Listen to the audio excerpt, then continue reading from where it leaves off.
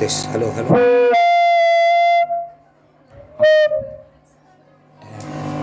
Halo, tes.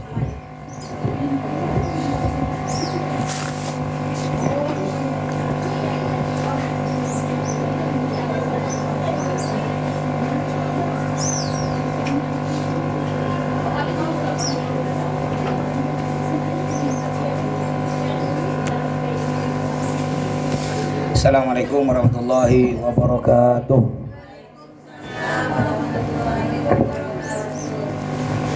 Alhamdulillah rabbil alamin, wassalatu wassalamu ala asyrafil anbiya wal mursalin sayyidina Muhammadin wa ala alihi wa sahbihi ajma'in, amma ba'du. Yang saya hormati para syarifah, para jamaah Majelis Taklim Asy-Syatiri, para wanita-wanita sholihah rahimakumullah. Alhamdulillah, pertama-tama marilah kita panjatkan puji syukur kita kehadirat Allah yang telah melimpahkan rahmat, nikmat, taufik, hidayah dan inayah kepada kita. Juga tidak kalah pentingnya, Allah telah memberikan umur yang panjang, alhamdulillah, sampai pada malam hari ini kita masih bisa hidup di dunia ini dalam keadaan Islam dan iman. Semoga Allah selalu panjangkan umur kita semua untuk digunakan beribadah kepadanya, amin ya rabbal alamin. Salawat serta salam kita haturkan kepada junjungan kita Nabi besar Muhammad sallallahu alaihi wasallam. Para jamaah Majelis Taklim Asy-Syatiri rahimakumullah yang berbahagia. Alhamdulillah, ini majelis yang ke-14 kalau tidak salah. Ya, mudah-mudahan Majelis Taklim Asy-Syatiri ini bisa dilanjutkan oleh anak cucu kita ya sampai kiamat insyaallah. Mudah-mudahan berkumpul kita dalam surga Allah. Amin. Baik, kita lanjut kitab Safinatun Najah atau pelajaran fikih. Sekarang Sogir Golil Aziz, Sogir Aziz, Sogir Aziz, Sogir kecil kan, Sogir. Halo, halo, Om, Olas, tak usah kacau lagi, tak usah kacau lagi. Bismillahirrahmanirrahim. Faslun, al-mughalladatu, najis berat, tathuru bisab'i ghasalat, dapat suci dengan 7 kali basuhan. Jadi kemarin najis terbagi 3.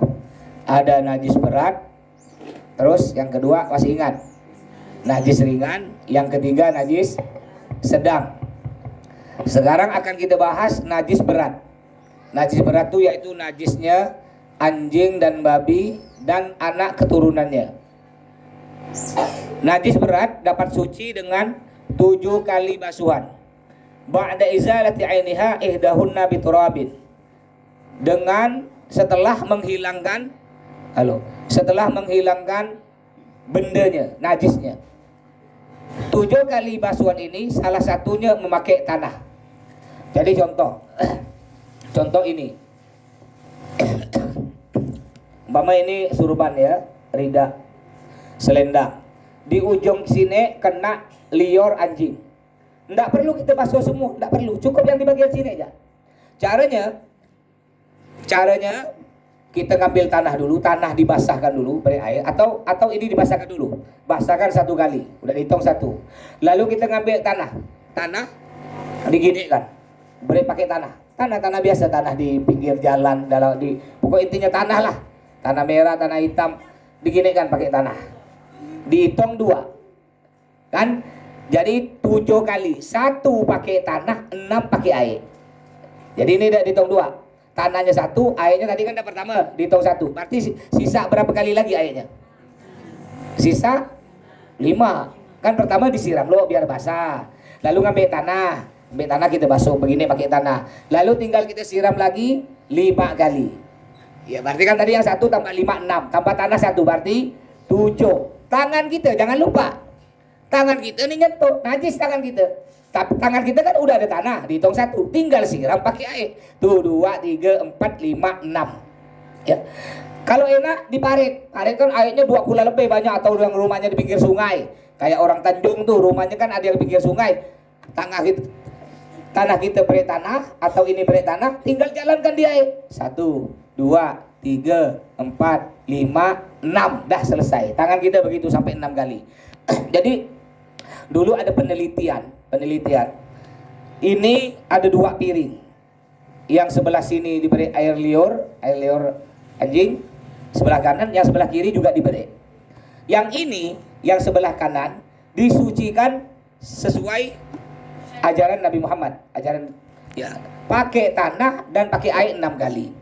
Yang di sini disucikan pakai apa, sabun, pakai apa, spiritus, pakai apa, alkohol, disemprot lagi pakai api.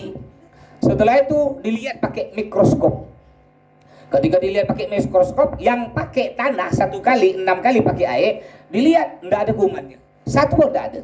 Sedangkan yang di sebelah sini, yang pakai sabun, pakai macam-macam zat kimia, ketika dilihat kumannya masih banyak, masih banyak. Boleh dipraktekkan. Siapa di rumahnya yang punya mikroskop? Ada. Saya punya di laci kamar situ, entrostop. Untuk mencret juga. Entrostop. Jadi maaf sebenarnya kurang sehat nih. Satu hari ini 5 acara Bu ya. Ini nomor 5-nya nih. Pagi manasik. Udah manasik langsung asparagus ke Siantan, pondok kakak saya Alusna. Udah itu duhur ceramah ibu-ibu Majelis Nurul Huda ujung pandang. Sampai asar. Habis asar acara alumni Dalwa. Sampai maghrib. Maghrib baru ini. Ya, insyaallah saya berangkat lagi kurang lebih 9 hari lagi. Ya doakan mudah-mudahan selamat Bu ya.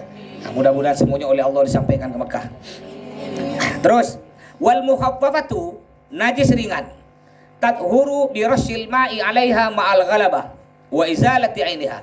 Najis ringan itu apa? Najis ringan kencingnya bayi laki-laki yang belum berumur 2 tahun. Ingat, bayi laki-laki. Kenapa perempuan Ustaz? Kok beda? Karena zaman dulu di zaman Nabi, ya, kalau orang tuh kalau punya bayi laki-laki itu kebanggaan. Bukan tak bangga, bayi perempuan bangga enggak. Cuma bayi laki-laki maksudnya gini, kalau laki-laki kan ada anak laki-laki di rumah kan bisa jaga rumah Bu.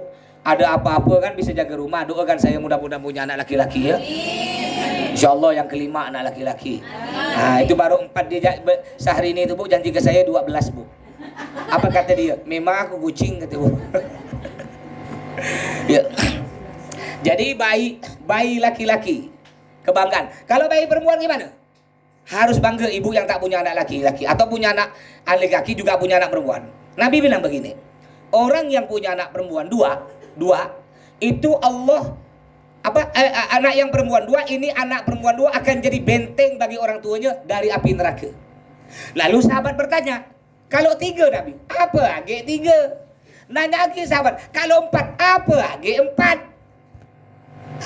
Jadi bagi yang punya anak perempuan ya, yang punya anak perempuan jangan sedih. Kadang-kadang ada orang mentang-mentang anak perempuan dia ingin punya anak laki-laki, lalu oleh Allah tidak diberi anak perempuan 3, 2, lalu dia tak peduli dengan anak, tak ada pernah dicium, tak ada pernah kecewa. Hati-hati.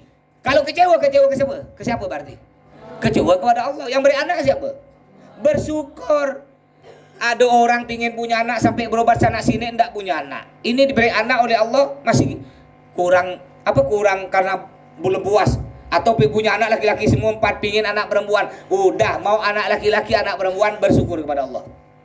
Jadi najis muhaffafah, najis ringan, yaitu kencingnya bayi laki-laki yang belum berumur 2 tahun dan tidak makan apa-apa kecuali air susu ibu. Sebenarnya air susu ibu itu udah Bu, cukup Bu, nggak usah beri prominan, nggak usah beri bubur, udah cukup. Cuma kadang-kadang ibu-ibu sekarang nih kan inilah kena HP nih, kalau anaknya tak makan susu promina, dengkau datita, anak akan kurang kecerdasannya. Padahal dari zaman dulu enggak. Sebenarnya anak yang nyusu 2 tahun, haulaini kamilen, yang nyusu 2 tahun kepada orang tuanya ya, 2 tahun ya, enggak tanpa berhenti di 2 tahun, itu cintanya kepada ibu lebih-lebih daripada yang nyusu kepada sapi. Kan banyak anak sekarang nyusunya ke sapi Bu. Paham tak Bu? Loh, susu-susu yang dijual tuh di pasar-pasar, yang di toko-toko, susu siapa tuh Bu? Masa susu ibu diperas? Kan bukan, kan susunya siapa? Sapi. Berarti anaknya termasuk anak saya lah. Anak saya 2 tahun nyusu ke emaknya, tapi lepas dari tahun 2 tahun diberilah susu itu tuh, susu apa tuh? Dengko tuh ya.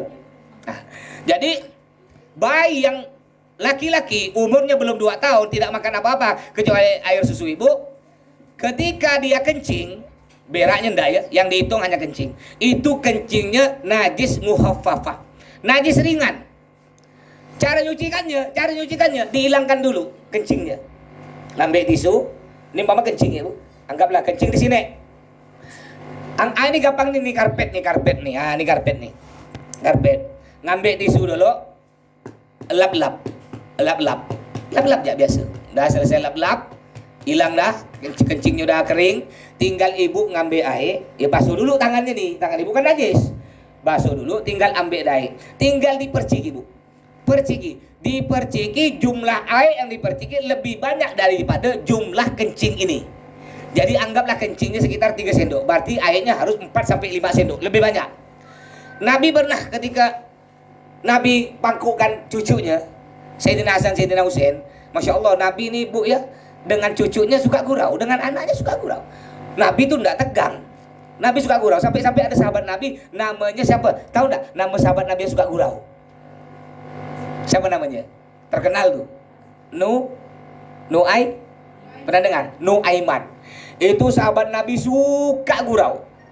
Sampai-sampai kalau Nabi ngajar kayak gini, dia absen kena Nabi. Yang paling dicari si Nu'aiman. Nabi noleh. Mana Nu'aiman tak ada? Ya. Dicari. Mana Nu'aiman? Enggak ada, Nabi belum datang. Tiba-tiba Nu'aiman datang. Masya Allah, ketika Nu'aiman datang, Nabi langsung senyum, senang Nabi. Ini Nu'aiman saking degelnya, Nabi biasa dikerjakan dengan dia. Tiba-tiba Nu'aiman datang, bawa oleh-oleh, bawa hadiah, Bu, baju baru. Nabi, kata dia, nah untuk Nabi hadiah. Makasih, dipakai ke anak Nabi. Cantik. Dapat dari mana kau? Saya ngutang Nabi di kakak toko. Saya bilang nanti Nabi yang bayar. Kau nih, kata Nabi. Degel, tapi Nabi tak marah. Nabi ketawa, hingga suatu saat, pada waktu itu disebut Yomal Huzun, tahun kesedihan. Kenapa disebut tahun kesedihan? Karena 2 kekasih Nabi meninggal dalam waktu setahun. Yang pertama paman Nabi, yang bernama Sayyidina Hamzah. Yang bernama Sayyidina Hamzah. Meninggalnya bukan meninggal biasa, Bu. Meninggalnya dibunuh. Dibunuh kena seorang budak namanya Wahsy. Disuruh oleh si Hindun. Ada sahabat Nabi namanya Hindun. Dulu Hindun ini punya suaminya kalah perang, ya dibunuh kena paman Nabi yang bernama Sayyidina Hamzah. Lalu Hindun dendam, Bu, suami dibunuh kan, Hindun belum masuk Islam. Hindun dendam, lalu Hindun buat sayembara. Siapa yang bisa bunuh pembunuh suami aku, Sayyidina Hamzah, aku dapat hadiah. Kalau zaman sekarang miliaran hadiahnya. Akhirnya si Wahsy, ada seorang budak namanya Wahsy. Ini bunuhnya, Bu, nyucuk Sayyidina Hamzah bukan dari depan, lewat belakang. Sayyidina Hamzah tak siap dicucuk. Setelah dicucuk udah meninggal, Sayyidina Hamzah meninggal, baru si Wahsy lapor kepada si Hindun. Hindun, yang bunuh suami kau udah kubunuh dah. Oh iya ke? Langsung si Hindun saking dendamnya, Bu, dendam suami dibunuh, dia langsung jantungnya dadanya paman Nabi Sayyidina Hamzah dibelah 2, Bu. Udah dibelah, diambil hatinya. Diambil hatinya, dimakan hatinya, saking dendamnya. Dikunyah-kunyah tapi tidak bisa nelan. Apa kata Nabi? Andaikan Hindun bisa nelan, tidak akan dimakan oleh api neraka. Si Hindun tuh nggak bisa nelan, saking dendamnya Hindun. Akhirnya lama Hindun dengan Wahsy masuk Islam kepada Nabi, baca syahadat. Lalu Nabi bilang begini, Hindun, Wahsy, aku tidak ada dendam ke kau, sikit pun aku tak ada dendam kau. Cuma kata Nabi, aku tak mau lihat muka kau ya ada depan aku. Ngapa? Bukan aku dendam. Kalau kau ada depan aku langsung ingat paman aku yang kau bunuh tuh. Jadi kata Nabi bukan dendam. Kalau ada dia, Nabi langsung ingat pamannya. Itulah disebut tahun kesusahan. 2 orang yang Nabi sayangi meninggal. Yang pertama paman Nabi, Sayyidina Hamzah dibunuh. Yang kedua istri Nabi meninggal pada waktu itu. Siapa istri Nabi? Istri pertamanya Siti Khadijah. Sedih Nabi, Bu. Siapa yang tak sedih, Bu? Istri yang sangat sayang kepada Nabi meninggal. Sampai-sampai, Bu, saking hebatnya nih Nabi Muhammad, saking sayangnya pada Siti Khadijah, Nabi bilang begini, puluhan tahun aku menikah dengan istriku Khadijah, sekalipun dia tidak pernah berwajah masam kepadaku. Bayangkan, Bu, puluhan tahun menikah dengan Siti Khadijah, merengot tak pernah. Kalau ibu gimana, Bu, dengan suami ibu, Bu? Pernah enggak merengot? Alhamdulillah, merengot tak pernah, tapi kalau ngomel tiap pagi. bayangkan. Akhirnya Nabi sedih, Bu. Nabi sedih, tapi Nabi sedih, menangis. Nabi nangis, Bu. Istrinya meninggal, Nabi nangis. Pamannya meninggal, Nabi nangis. Enggak apa-apa. Kita punya keluarga yang kita sayangi, kalau meninggal nangis boleh, dalam Islam boleh. Tapi yang tak boleh tuh siaha. Siaha tuh teriak-teriak kayak zaman dulu tuh. Aduh bang, ketika suami meninggal, aduh bang, kau sekarang udah tak ada bang, sambil garu-garu. Ya, gimana aku nak ngurus anak kau nih bang? Nangis. Dapat 40 hari bersolek. Kawin lagi. Jadi Nabi mau pada waktu itu sedih, Bu. Enggak ada sahabat berani guraukan Nabi, enggak ada. Masya Allah. Sahabat panggil, sahabat Nabi yang lucu tadi, Nuaiman. Nuaiman, kau tak kasihan ke Nabi? Tata lihat beliau. Sedih beliau. Tenang, kata Nuaiman. Ketika Nuaiman datang, belum ngomong, Nabi udah senyum dah, Bu. Belum ngomong, baru datang Nuaiman nih. Saking mukanya pun muka lucu, senyum Nabi. Itu sahabat Nabi namanya Nuaiman. Jadi pada waktu itu Nabi duduk dengan cucu Nabi yang namanya Sayyidina Hasan Husain. Nabi biasa, Bu, main gurau-gurau dengan Sayyidina Husain. Kadang-kadang ibu pernah jadi kambing, anak ibu naik di atas, pernah enggak? Pernah. Kalau ibu mungkin jarang, suami ibu yang sering ya. Sama Nabi main gitu, Bu. Pernah juga Nabi sholat. Ketika Nabi sholat, cucu Nabi ini Sayyidina Hasan Husain masih kecil, lewat di bawah Nabi. Nabi sholat lewat kit nyelonong, kayak anak saya biasa. Saya sujud nyelonong. Kadang-kadang cucu Nabi itu Nabi tengah sujud begendong begini. Ketika Nabi berdiri, ikut nggak berdiri, berkat. Sama dengan anak saya nomor 4 tuh. Kalau saya udah sholat dengan istri saya tuh begendong tuh. Sampai 4 rakaat, Bu, sampai tercekik-cekik saya. Rupanya Nabi dengan cucunya begitu, nggak marah Nabi, karena ini anak kecil. Ya, akhirnya suatu hari cucu Nabi ini dibangkuk oleh Nabi, bangkuk gini, bangkuk lalu kencing. Cucu Nabi kencing di kain Nabi nih. Nabi turunkan cucunya, Nabi cuma ngambil air, diperciki. Jumlahnya lebih banyak dari kencing ini. Setelah diperciki, Nabi langsung sholat, ngimam sholat. Jadi cara menyucikan najis mukhaffafah, najis ringan, tidak terlalu repot, cukup diperciki. Tapi dengan syarat airnya harus lebih banyak dari kencingnya. Tapi kencingnya dihilangkan dulu, ya, pakai tisu atau pakai kain. Yang ketiga, ini yang penting, yang ketiga.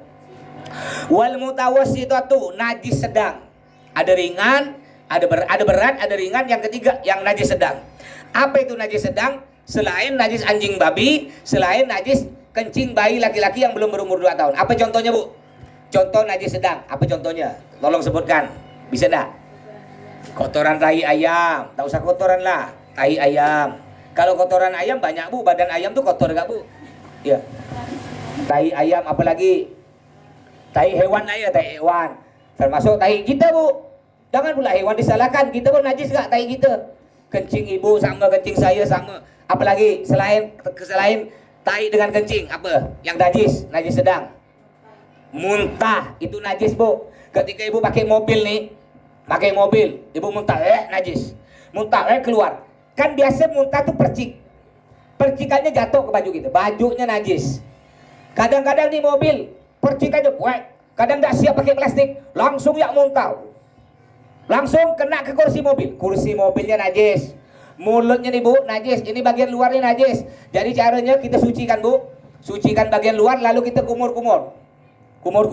Terakhir kumur-kumur, ngambil air lagi begini. Baru udah suci. Jadi muntah najis. Apalagi yang najis? Darah. Apalagi? Nanah, itu najis. Ini itu disebut najis mutawassito, najis sedang. Cara najis sedang di sini tangkosimu ala qismain. Najis sedang itu terbagi 2. Yang pertama ainiyah, yang kedua hukmiyah. Apa itu najis ainiyah? Ainiyah itu, Bu, najis yang bisa dilihat dengan mata.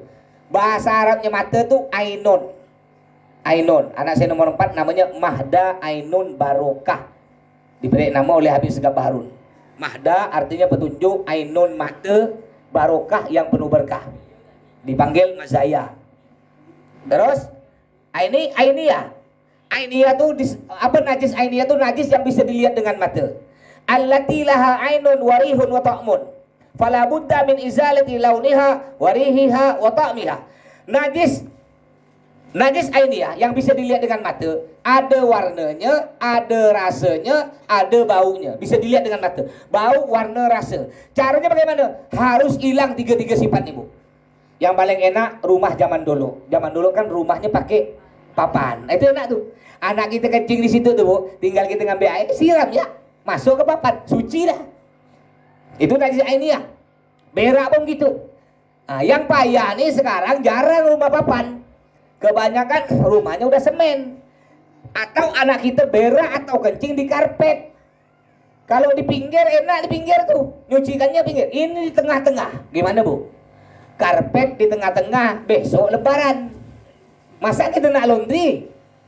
Belum selesai 1 hari laundry. Karpet itu bisa 3 hari. Gimana caranya? Ah, ini yang kedua. Ini yang kedua. Wal hukmiyah. Najis hukmiyah. Apa itu najis hukmiyah? Allati la launa wala riha wala ta'ma yakfika jaryul ma 'alaiha. Najis hukmiyah, Bu, enggak ada warnanya, enggak ada baunya, enggak ada rasanya. Asal usulnya ada bau, ada rasa, cuma kita hilangkan. Contoh, gampangnya gini. Ini anggap karpet, Ibu ya. Anggap karpet. Mana tai? Tisu. Nah, ini anggap tai ya, anggap tai ya. Cincin nih. Ayo yang nonton. Silakan. Nih, ini anggap tai. Berak di tengah karpet nih, Bu. Atau di kursi sofa, atau di kasur yang payah-payah, atau di tehel nih. Cara nyucikannya, kita hilangkan dulu nih baunya, warnanya, rasanya. Caranya siapkan peralatannya loh. Makanya di rumah tuh, Bu, wajib ada tisu biar enak. Tisu. Terutama yang punya anak kecil wajib ada tisu tuh di rumah. Siapkan tisu sebungkus. Siapkan apa tuh, baskom kosong. Siapkan air 1 cantik. Ambil tisu. Ini anggap tisu. Sekarang nih anggap tisu. Kita ambil nih tai. Nih ambil tai. Apa bahasa halusnya tai? Ya udahlah. Kotoran tai jalan ya, aduh payaman nak ngomong tai jalan ya. Kadang-kadang saya lihat tuh diprotes kena orang kasar juga Ustaz. Ya apa ge bahasa halusnya tai? Sama kah? Bau sama dah? Dengan tai. Nah, sudahlah tai aja lah. Ya, ini kita pertama, ini baskom, Bu ya, baskom. Ini kita siapkan tisu, ini air 1 cantik. Ambil nih tainya, Bu ya. Ini banyak orang yang nonton nih, Bu. Ya, aduh. Ini tainya ambil. Ini saya nih demam 3 hari, Bu ya. Sisa batuknya. Ambil tainya, buang tainya, simpan di baskom kosong nih, buang. Kan tidak langsung habis tai ini, pasti masih ada kan? Sisa-sisa kuning-kuning tuh. Ambil lagi. Ambil. Buang. Hilang dah. Tainya mulai agak hilang. Cium. Bau dah. Kalau ibu langsung lap gini, belum hilang nih. Karena dia kan udah bulat kan kering tadi. Beri air sedikit biar nyaman ngelap. Pakai tangan kiri. Ingat tangan kanan ibu najis ya, najis. Pakai tangan, ambil tangan kiri. Air yang 1 cantik ibu ngambil sedikit ya. Ya sedikit ya. Segini, siramkan ke sini nih, biar basah. Lalu ibu ambil tisu lagi, sambil dilap gini. Lap. Buang. Belum nih, belum bau nih, masih tetap ada bau. Jangan dicium lah, tetap bau, baru sekali. Beri air lagi. Ambil tisu lagi, sambil gini, kan dilap sambil gini. Ya. Sambil dilap-lap gini, buang lagi. Sambil ibu cium. Warna udah hilang dah, tainya hilang. Baunya ibu cium. Masih agak asam sedikit agak asam. Ya. Kalau masih asam, beri lagi air. Ambil lagi. Boleh beri sabun, boleh. Ibu ambil sabun, anggaplah rinso sedikit ya. Atau sabun cair setetes lah cukup. Gini kan. Ya. Pakai tisu, ambil tisu lagi, lap. Buang lagi. Sampai hilang. Dicium, lihat warnanya hilang. Tak ada warna kuning tai tadi. Baunya hilang. Rasanya jangan dirasa, bodoh lah dia. Tahu tai dirasa lagi. Karena kalau udah hilang bau, Bu, dengan warna, rasa tuh hilang. Jangan dirasa. Ada santri mau ngerasa kata dia, tak usah. Jangan, bagus ngerasa makanan aja. Udah hilang bau warna rasa, selesai hilang bau warna rasa, Bu ya. Tinggal ibu basuhkan lo, sucikan lo tangan ibu yang kanan nih. Sucikan di sini di baskom nih. Ambil air canting sih. Kan? Dah suci. Tinggal ibu tadi kan udah suci nih tangan kanan. Ini kan air ini masih ada nih di canting. Tinggal ibu ngambil air pakai tangan boleh, langsung pakai siram boleh. Ngambil pakai tangan aja enak. Siramkan ke tadi ini. Yang tadi ibu lap tuh siramkan. Semuanya harus kena, Bu. Kan tadi tai itu kan cuma segini tepatnya. Ya, tai segini. Cuma ketika ibu lap, kan melebar tuh, tetap melebar. Berarti yang melebar tuh najis, Bu. Jadi ketika ibu udah basuh tangan, ibu ngambil air, ibu siram semua tuh. Yang kena lap-lap tadi itu siram semua, ambil air, siram semua, ambil air, siram. Siram di situ aja, nggak perlu ngalir. Ada orang tak paham, katanya siramnya harus cari lubang. Cari ya kau lubang. Tak ada lubang, cari jauh-jauh sana. Tak ada harus lubang. Di situ ya, sekitar yang tadi yang ibu lap-lap di situ ya ibu siram. Dah selesai. Tinggal ibu ngambil tisu, tinggal lap-lap, keringkan. Dah selesai dah, suci dah. Mau dia di atas kasur, mau dia di karpet, mau dia di kursi sofa, mau dia di tehel, semua gitu caranya. Ada orang tak paham. Kena dia cuma dilap ya.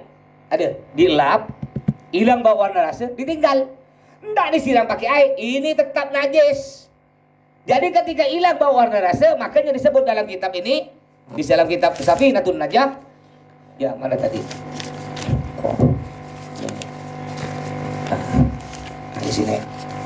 Di sini disebutkan nih, yakfika jaryul ma'i alaiha.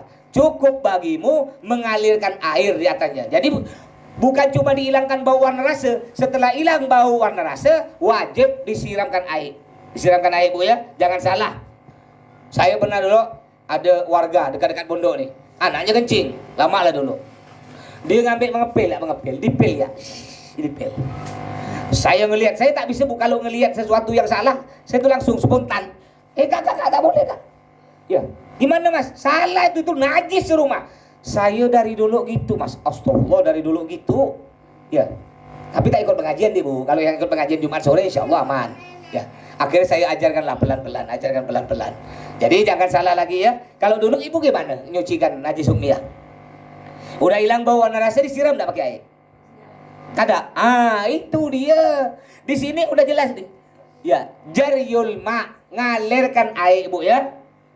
Yang dulu tak tahu tak apa-apa, Allah ampuni. Sekarang udah tahu. Jangan diulang lagi yang udah tahu. Terus. Baik, ada pertanyaan sebelum saya lanjut tentang najis atau yang lain? Ini bekas tahi, tak apa-apa lah. Saya ambil, saya simpan ya. Nah, pakai lapnya tapi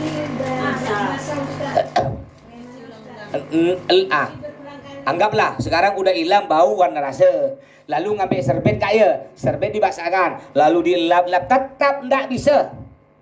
Di sini disebut dalam kitab jaryul ma. Jaryul ma tuh airnya harus ngalir. Kalau dilap ngalir airnya? Ada, harus ngalir, ngambil air, ngalirkan di situ, di tempat itu. Saya pernah Bu, anak saya kencing berjalan Bu. Ya tanya istri saya, kencing di sini berjalan, lari dia. Ya Allah kata saya, dari sini sampai ke depan kulkas Bu, ke dapur tuh. Apa tak pusing Bu?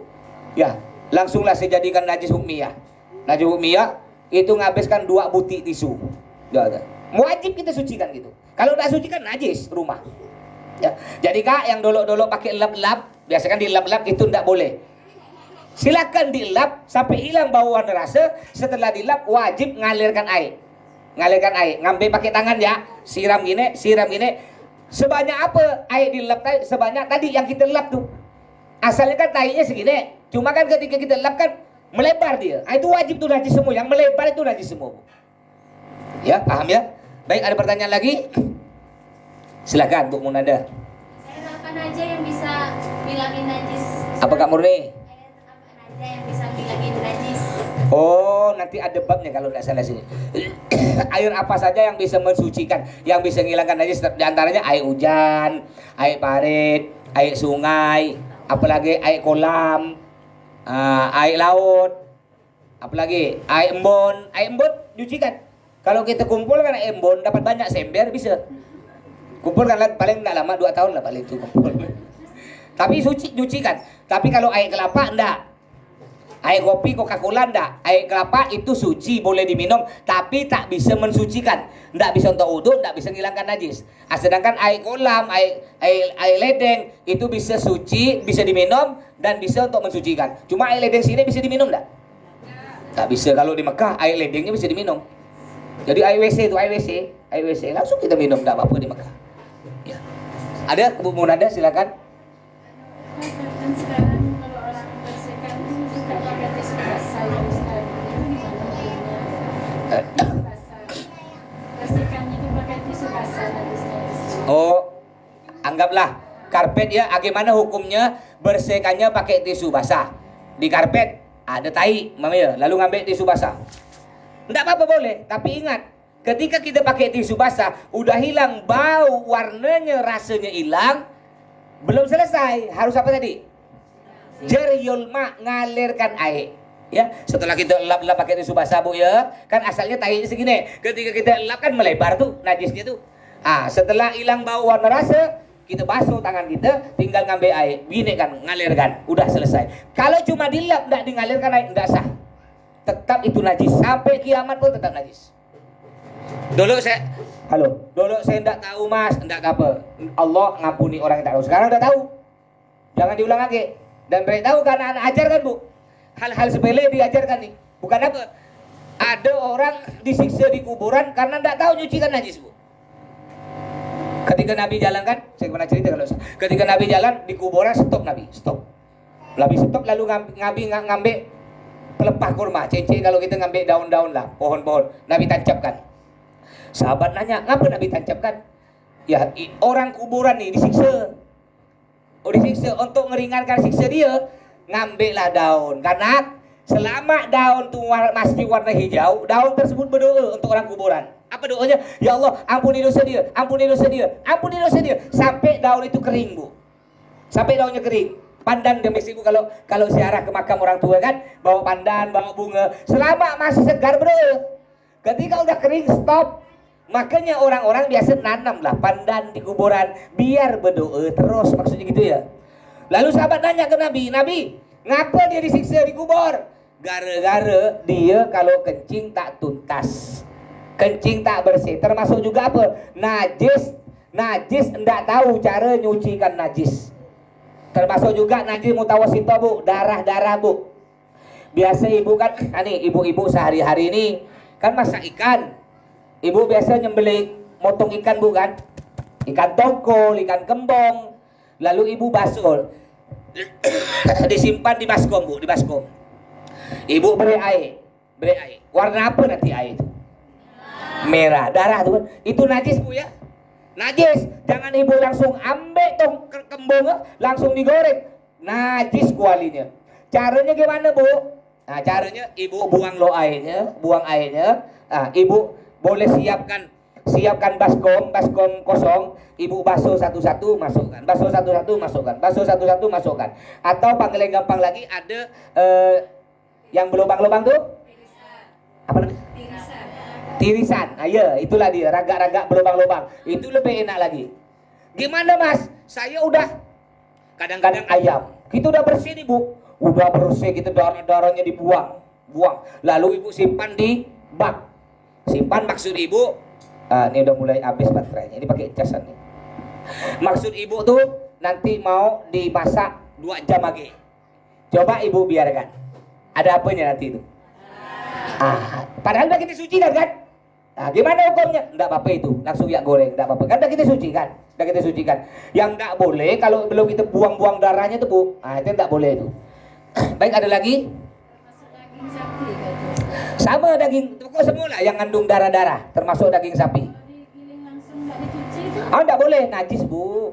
Kan biasa orang beli langsung. Itu ya daging sapi. Biasa kan ada orang giling bakso. Enggak dibasuh tuh daging, langsung digiling. Najis. Apa najis? Bercampur darah. Jadi caranya wajib apa? Wajib disucikan dulu, baru digiling. Ya. Harus sucikan dulu Bu, enggak boleh darah najis. Gimana Ustaz? Saya ini begiling, ada tukang giling, tapi dia biasa Ustaz. Ayam tak ada cuci-cuci langsung masukkan. Gimana Ustaz? Saya nak nak giling di situ, enggak boleh. Najis bekasnya tuh. Najis bekasnya. Makanya itulah pentingnya belajar fikih, belajar agama. Bukan semua pedagang harus tahu ilmu fikih. Caranya biar tahu cara najis yang betul. Juga biar tak main timbangan. Mohon maaf yang pedagang-pedagang ya. Kata Allah, wailul lil mutaffifin alladzina idza ta'alu 'alan nasi yastawfun wa idza ka'aluhum aw wazanuhum yukhsirun. Celakalah orang yang main timbangan. Ibu-ibu yang jualan, hati-hati. Siapa mereka? Kalau dia beli punya orang minta lebih. Padahal orang tak ridho. Ni kadang-kadang ni musim langsat ni. Belilah langsat 3 kilo. Udah selesai ditimbang 3 kilo, ngambil agak segenggam tu. Langsung ngambil. Tak boleh bu, haram tu bu. Boleh kalau gini. Maaf ya, bisa tak? Boleh tak ngambil? Boleh tak? Ini kadang-kadang ya, langsung. Orang mau tak mau udah masuk kantong. Ya. Enggak boleh. Itu kalau dia beli ke orang lain minta lebih. Tapi kalau dia nimbang, dia jual, dia dikurangi. Ya, main timbangan, dikurangi seon. Hati-hati, enggak boleh bu, haram bu ya. Enggak boleh. Baik, enggak ada lagi? Kalau air asin itu bisa berfungsi. Air asin bisa. Itu kan air laut. Air laut untuk mensucikan boleh, untuk bercebok, untuk nganu najis boleh. Ya, di antara air laut, air sungai, air kolam, air parit itu boleh. Termasuk air gunung itu boleh. Nanti tak salah ada babnya lah kalau tak salah di belakang. Air aqua ya boleh lah, air aqua. Itu kan air gunung. Hah? Iya, air tuh yang suci bu. Mau dimasak, mau mentah sama. Selama air tersebut tidak bercampur barang lain. Kalau air tersebut udah bercampur, air tersebut udah bercampur, ini ganti ya lah. Mana salon aktif? Halo. Ini udah. Halo. Baik. Selama air tersebut tidak campur bu. Kalau udah bercampur marjan, itu bukan air lagi, namanya sirup. Bercampur apa kayak kopi ya. Baik, ada lagi? Silakan. Kita kan biasa tuh jalan Ustaz pakai botol, terus kan biasa nemu air yang ada genangannya tuh Ustaz. Oh iya betul. Nah itu kan kadang tuh airnya tanpa kita sadari itu kayak kena kempes ke baju Ustaz. Nah terus kita tuh harus ngejar waktu sholat. Hukumnya tuh kita nanti di rumah dikodok lagi sholatnya apa itu sah Ustaz? Airnya najis apa enggak? Baik pertanyaan. Halo. Itu pertanyaan yang bagus. Kadang-kadang di pasar lah gampang. Pasar ikan tuh kan basah-basah bawah tubuh ya. Ibu kan pakai sendal jepit. Kadang-kadang ibu berjalan kan percikannya tuh terbang air itu cus kan. Betul lah bu? Atau lah ibu pakai motor, ada lubang, contoh kata depan rumah saya ada lubang dah, air itu, ibu pus kena. Itu ada ulama mengatakan kalau sikit air yang dibawa-bawa di pasar-pasar tuh, kalau sikit itu dimakfu tuh dimaafkan, ndak apa-apa kalau sikit. Ya kayak percikan itu kan sikit, ndak banyak. Tapi kalau ibu terjatuh, terduduk di pasar, ya itu bukan sikit, namanya banyak. Jadi kayak percikan sikit-sikit itu tidak apa-apa bu. Kata ulama dimakfu itu dimaafkan, tidak apa-apa. Kayak ada darah sikit, ibu darah, umpamanya ya di sini keluar darah, langsung ketika ibu mau sholat darahnya merembes ke mukena ibu, mukena. Gimana darah tersebut dimaafkan? Sampai kayak apa besarnya dimaafkan? Besarnya kayak duit 1 dirham. Loh, lingkarannya kayak dirham. Ibu tahu enggak duit 100 zaman dulu? 100 zaman dulu. Nah, kalau sekarang nih duit 1000 3 buti. Nah, jadi kalau ada darah, lingkarannya besarnya enggak nyampe duit 1000 3 buti, cuma segini ya. Besarnya kayak duit 1000 lah. Ya, itu dimaafkan. Enggak apa-apa, ibu sholat sah. Darahnya dimaafkan, tapi kayak nyamuk, ibu pukul nyamuk mati nyamuk. Lalu ibu sholat, Allahu Akbar. Assalamualaikum, dilihat ada darah, dimaafkan. Tapi ketika ibu lihat lagi ada kaki nyamuk sebuti, enggak dimaafkan, batal sholatnya. Yang dimaafkan darahnya, bangkai nyamuknya enggak. Termasuk juga ibu sholat, selesai sholat, assalamualaikum. Rupanya ada di lipatan mukena ibu ada semut mati, batal sholatnya, ulang. Ibu sholat, sebelum sholat megang kucing, peluk-peluk kucing. Habis sholat assalamualaikum, ngelihat ada bulu kucing sebuti lepas, enggak sah sholatnya, ulang. Jadi bulu kucing itu hewan yang haram dimakan, kucing, singa, hamster dan lain sebagainya. Itu kalau bulunya belum lepas, ibu lus-lus gini, tangan ibu basah ke dengan kucing, tidak apa-apa, tak najis. Tapi ketika bulunya lepas, itu najis, tidak sah sholatnya. Baik, ada lagi? Kalau bau Ustaz, apa peratannya tuh bau gitu? Apa aja Pak? Kalau kita kena air tuh bau. Oh iya, kalau airnya bau dimaafkan kalau sikit Pak. Sikit kayak tadi kan kayak kita jalan pakai sendal kadang-kadang kan cit, kata orang Pontianak apa tuh? Basah gitu loh Ustaz. Bawah tuh baju kita tuh basah gitu. Oh berarti banyak, tidak najis tuh kalau banyak. Kalau sikit kayak percikan melancit sikit-sikit tuh tidak sampai basah. Ya cuma sikit ya, itu tidak apa-apa dimaafkan. Tapi kalau sampai basah, wah itu tidak dimaafkan, itu najis tuh. Cara bersihkannya Ustaz? Ah. Kalau dialirin atau Oh cara nyucikannya, cukup bawahnya. bawahnya jangan? Kayak begini nih Bu ya, mohon maaf ini anggaplah roh ibu ya. Anggap roh ibu nih, roh bagian ujungnya nih kena najis lah, kena kencing lah. Nggak perlu ibu basuh sampai ke atas, pegang ya ini ujung roh nih, ibu ambil cantik siram pakai air. Siram pakai air di lubang WC ke, siram pakai air. Udah selesai, suci. Yang di atas nggak perlu disiram, kan yang najis di bawah bagian bawah. Bu ya, jadi nggak usah disiram semua. Tapi kalau mau dicucikan semua, tidak apa-apa. Ah, ini lagi masalah mesin cuci. Bu, hati-hati mesin cuci. Banyak orang tak tahu. Padahal mesin cuci, kalau ibu isi air dulu, kan kadang isi air dulu. Ibu punya baju najis, kencing lah anak, macam-macam lah, darah. Udah diisi air penuh, lalu ibu masukkanlah baju yang najis.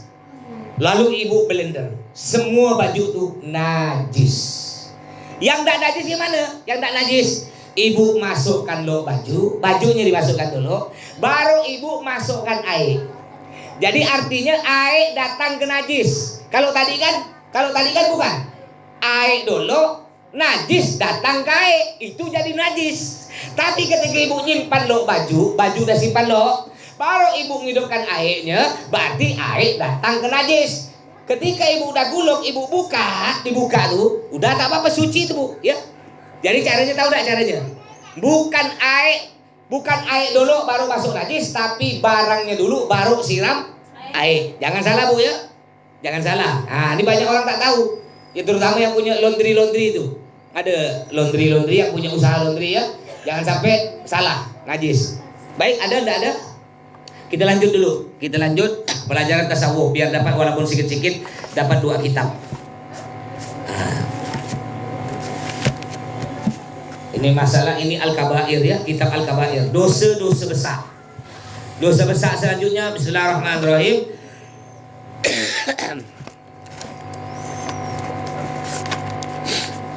Mana tadi?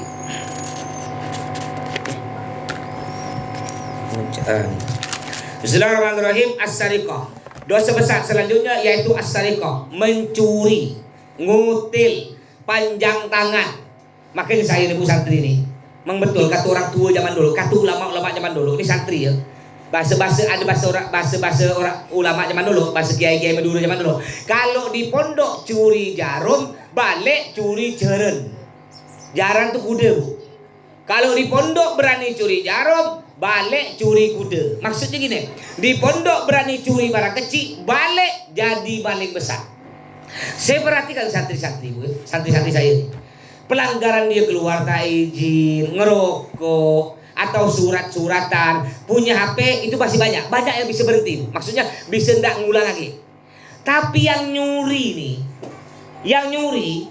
90% walaupun kita udah hukum bertobat, tidak lama nyuri lagi. Itu saya perhatikan gitu. Berarti betul kata ulama zaman dulu. Tapi tidak semua ya. Tapi kebanyakan 90%. Hanya 10% yang betul-betul tidak ngulang lagi. Ini kalau nyuri. Karena udah ngenyan dah ya. Makanya hati-hati ya nyuri.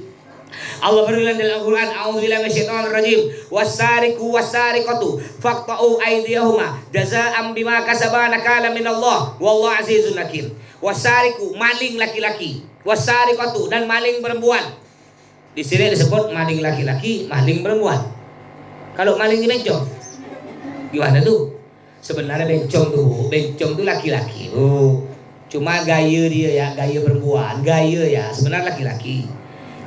Terus kalau ada maling gimana? Kata Allah, faqta'u aydiyahuma, dipotong tangannya. Dalam hukum Islam, maling tuh tangannya dipotong. Jadi kalau curi gini, kalau dia nyuri pertama dipotong tangan kanan, bukan semua tangan, sampai pergelangan tangan ibu dipotong. Udah itu kalau dia belum bertobat, ngulang lagi, nyuri lagi, silang bu, kakinya dipotong, kaki kiri sampai mata kaki. Nyuri lagi, tangan kiri. Nyuri lagi, kaki kanan. 4 dah hilang. Masih curi lagi, gimana? Udah tak punya tangan masih curi, tak punya kaki masih curi, curi pakai mulut namanya. Apa mulut jadi buang? Tak ada. Kalau masih curi lagi, dia diusir dari kampung tersebut. Diusir, tidak boleh masuk kampung tersebut. Terus batas barang curian berapa yang dipotong tangannya?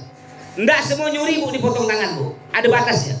Dalam sebuah hadis an Aisyah, diriwayatkan dari Sayyidah Aisyah radhiyallahu anha qalat, berkata Sayyidah Aisyah, kana Rasulullah sallallahu alaihi wasallam yaqta yadas sariq fi rub'i dinar fasaidan.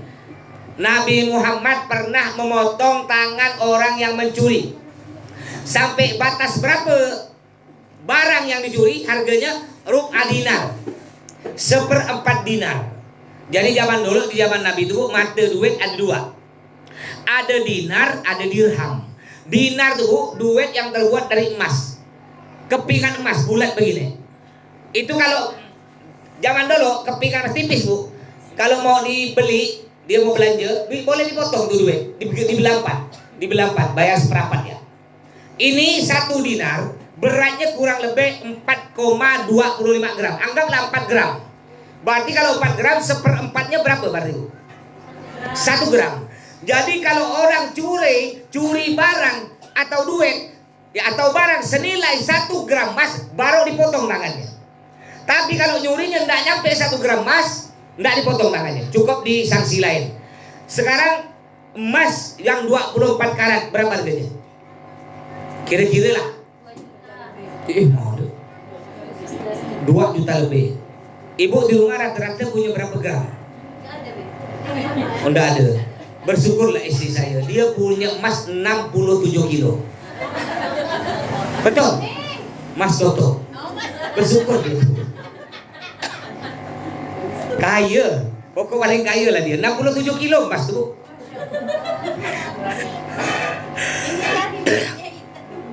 Tapi di sini kayaknya ndak ada yang punya gelang emas kayaknya nih. Iya takut kena saya diguraukan nanti. Sebenarnya ada. Dia baru nampak nanti kalau lebaran. Nah, kalau lebaran tuh nampak, masya Allah ya. Bergunung tuh emas begini, bersusun emasnya. Sampai zaman dulu saya masih ingat, gigi pun dari emas. Ingat tak bu? Saking kita pingin punya gigi emas bu, kita ambil kertas rokok. Yang tua-tua dapat. Kertas rokok ditempel di sini.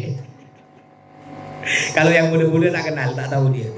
Ya, jadi orang yang curi barang atau duit senilai 1 gram emas, berarti kurang lebih 2 juta ya kak ya, 2 juta. Emas yang dihitung 24 karat, 2 juta ke atas, berarti dia dipotong tangannya. Kalau nyuri di bawah 2 juta, tidak dipotong tangannya, cuma disanksi di hukum-hukum yang lainnya, di hukum yang lain. Dalam hadis Nabi, la yazni zani hina yazni wa huwa mu'min, wa la yasriqu sariq hina yasriq wa huwa mu'min, walakin at-taubah ma'rudhah. Kata Nabi, orang yang berzina tidak akan jadi melakukan perzinahan kalau dia punya iman. Maksudnya gimana? Kalau kita punya iman bu, iman kepada Allah, ketika kita mulai akan melakukan perzinahan, kita ingat, Allah, ini dosa besar, kita tidak akan melakukan perzinahan. Kita nyuri, ketika mau nyuri kita ingat, Allah, nyuri dosa besar, kita tidak akan melakukan pencurian. Artinya orang yang berzina, orang yang mencuri berarti tidak punya iman, imannya udah diangkat oleh Allah. Ada seorang sahabat, dia nanya, belum masuk Islam. Sebelum masuk Islam dia nanya kepada Nabi, Nabi, saya mau masuk Islam. Syaratnya apa loh? Kata Nabi, gampang. Apa syaratnya Nabi? Jangan bohong. Oh gampang. Baca syahadat. Asyhadu an la ilaha illallah wa asyhadu anna Muhammadar Rasulullah. Kena kawan tanya, kenapa kau masuk Islam? Berat syaratnya? Tidak.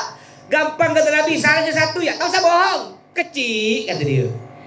Mulai. Dulu kan dia belum masuk Islam, degil. Suka main perempuan bu. Mulai dimasukkan. Jadi kalau zaman sekarang nih ke rumah apa tuh kalau tempat perempuan tuh, perempuan yang dijual-jual tuh. Tempat pelacur, mohon maaf ya. Masuk situ.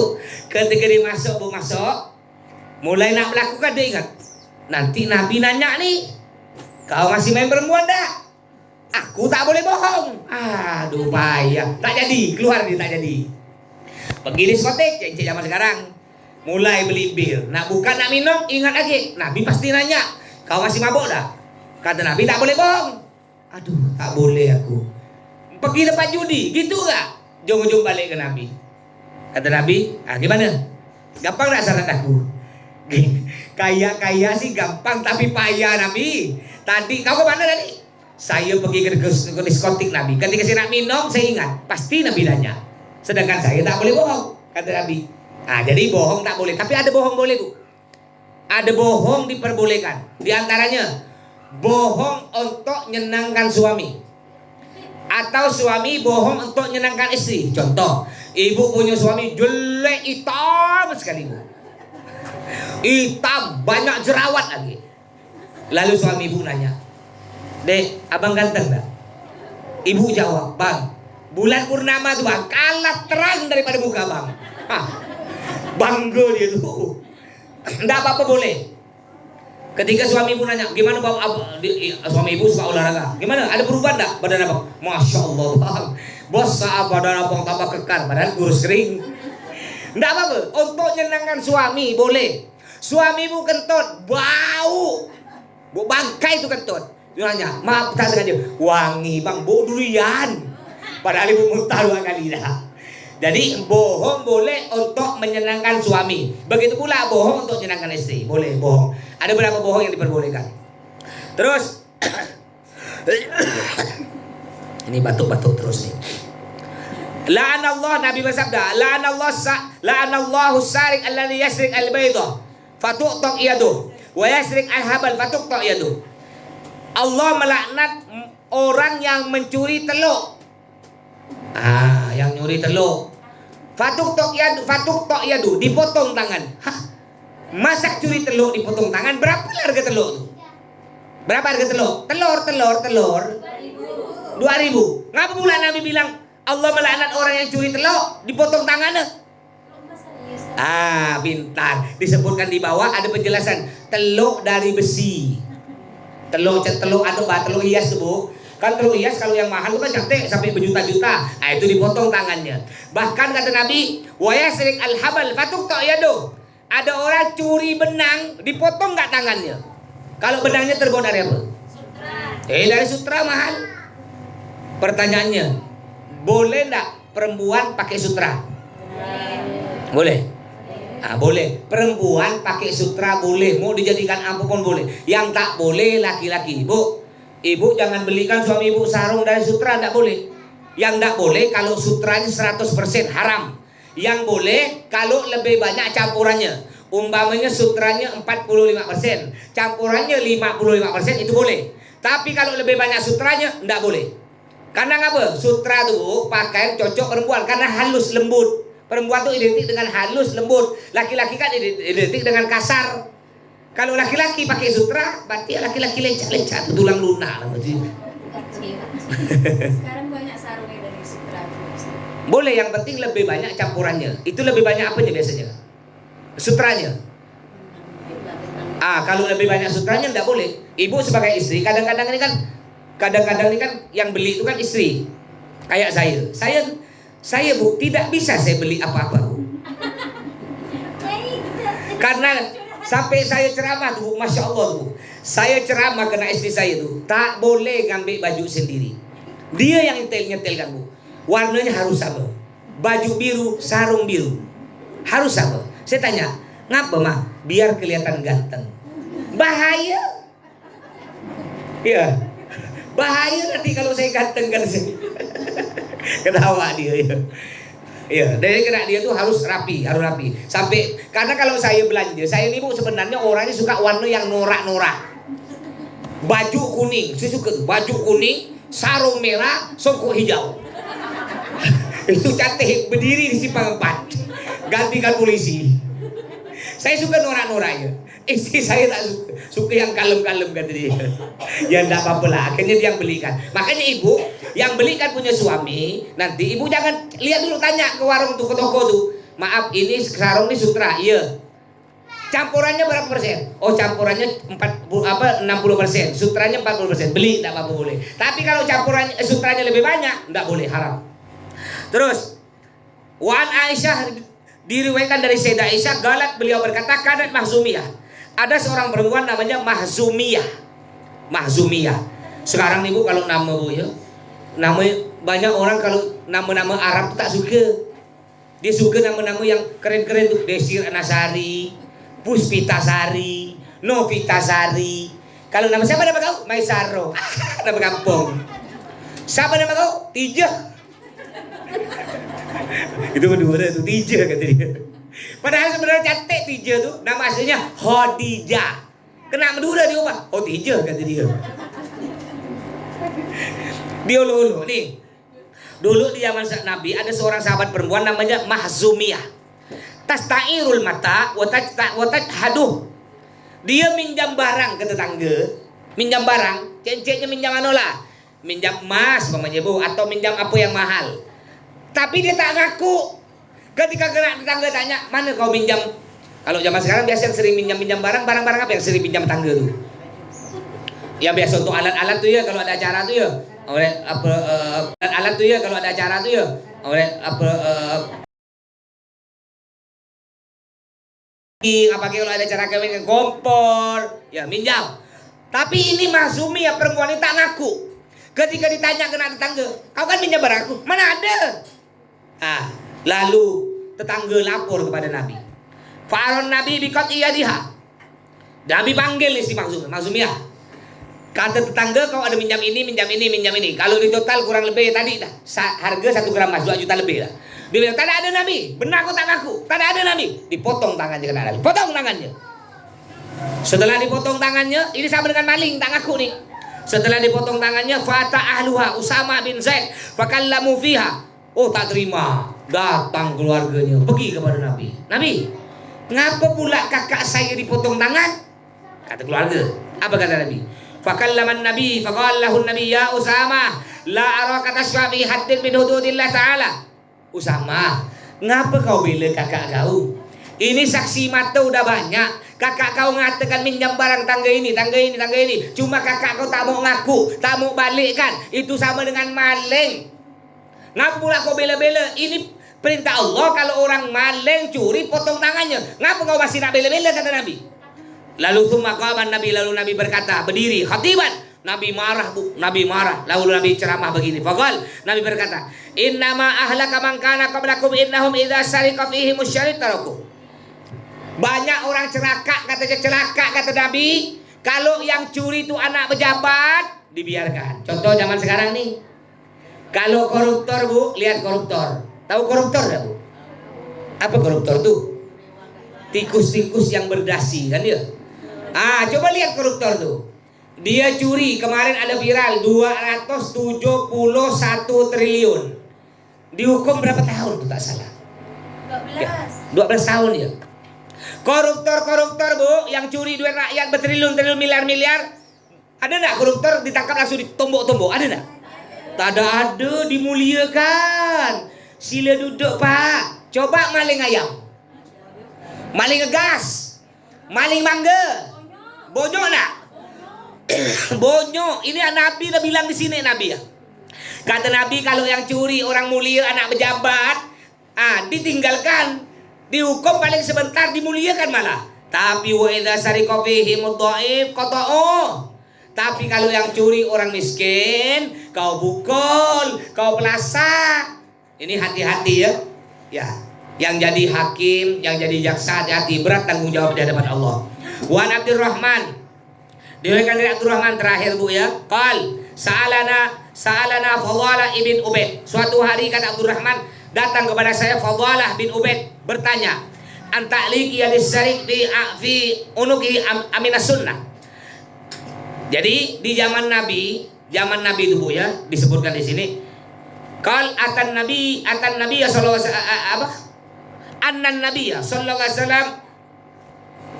Oh bukan, qala utiyan Nabi sallallahu alaihi wasallam bisarikin faqata ayadah thumma amara biha fa'ulliqat fi unuki. Jadi di zaman Nabi, orang yang curi Bu, setelah dipotong tangannya, potongnya bukan semua tangan Bu ya, dipotong sampai ini, sampai pergelangan. Udah dipotong tangannya, diikat tuh tangan, digantungkan ke lehernya.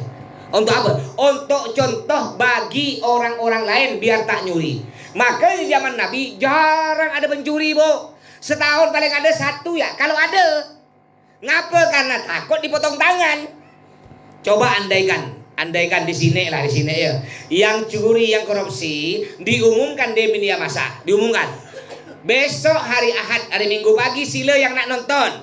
Jam 7 pagi warga Kota Pontianak silakan ngumpul di depan Koren Taman Alun Kapuas.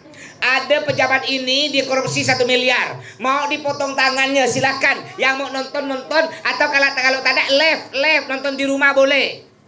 Lalu jam 7 pagi orang ribuan datang. Nonton tak Ibu? Nonton kan? Lalu dipotong, disiarkan di HP, di TV. Dipotong tangannya. Prak! Dipotong tangannya. Kira-kira masih berani tak orang korupsi? Tidak. Mikir Bu, mikir ya. Maling-maling tak berani. Ngapa? Dipotong tangan. Tapi kalau cuma di penjara ya banyak lah ya. Ya di penjara kayak tadi kata Nabi Muhammad ya, mudah-mudahan negara kita oleh Allah selalu dalam lindungan Allah ya. Pejabat-pejabatnya yang maksiat oleh Allah diberi hidayah, dan mudah-mudahan kita diberi pemimpin yang amanah. Amin. Baik, ada pertanyaan silakan. Ada pertanyaan lagi? Yang di luar. Ayo yang di luar jangan malu. Yang di luar ini malu-malu mau nanya. Ayo, jangan malu. Silakan Bu Hayati. Siapa Bu? Bu Suliha. Ini umroh dengan saya nih.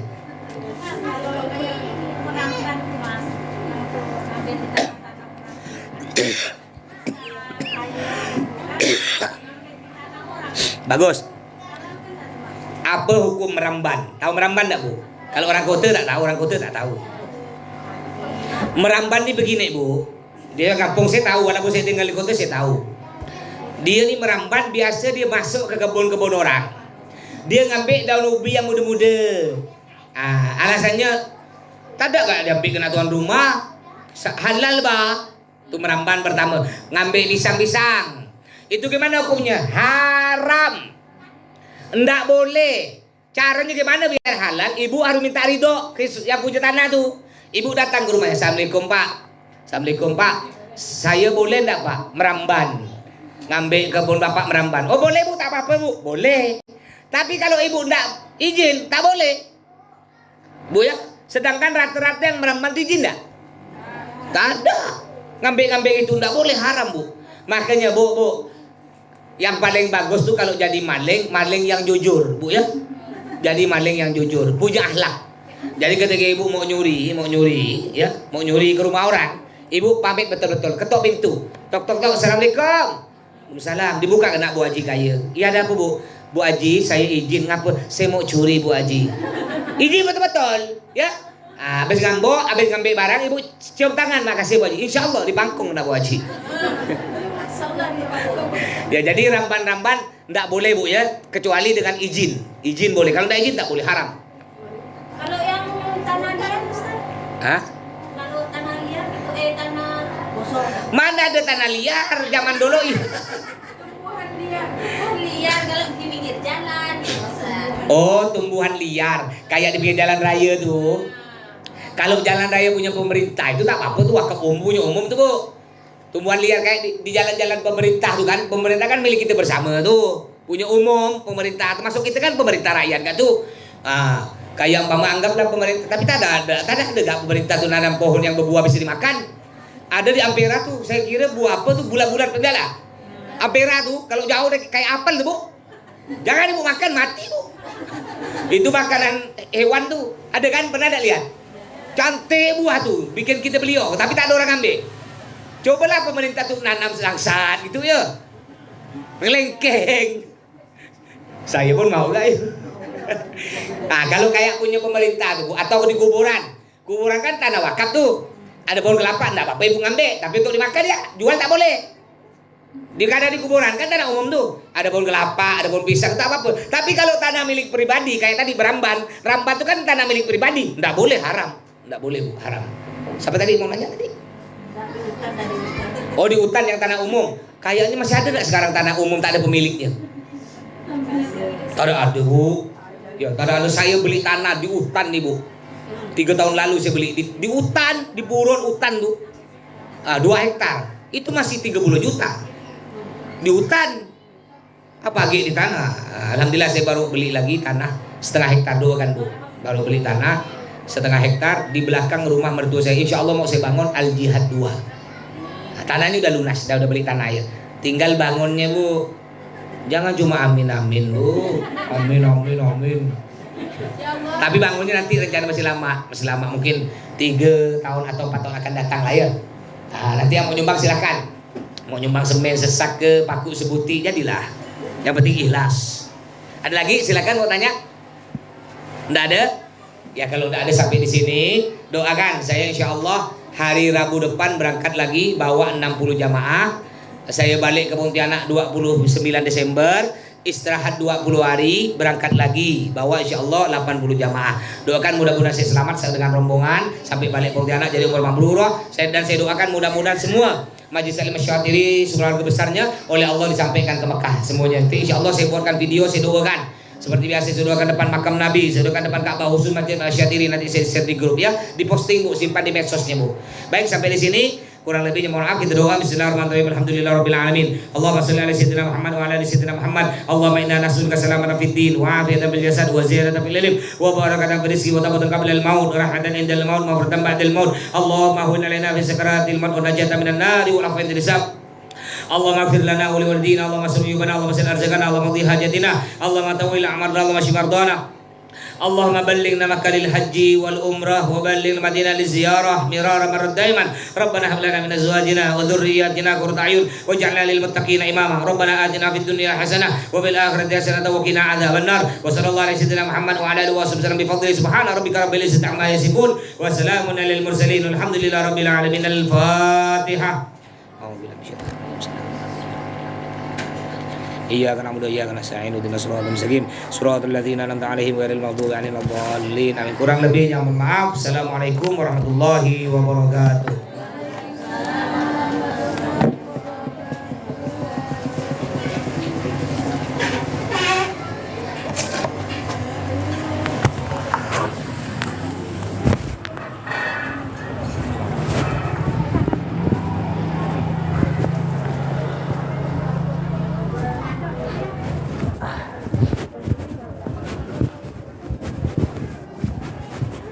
Satu jaman ya, Terima kasih. 1 jam lebih sedikit.